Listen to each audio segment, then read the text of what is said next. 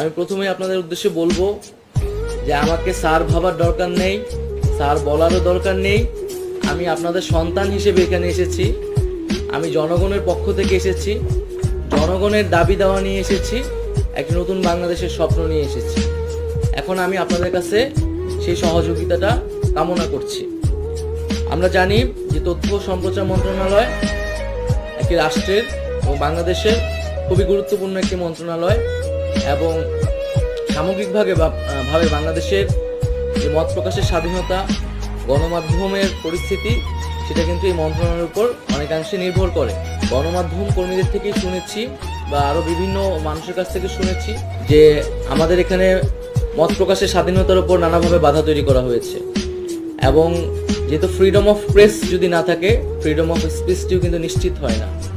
সেই জায়গায় কিন্তু গণমাধ্যমের স্বাধীনতা নিশ্চিত করতে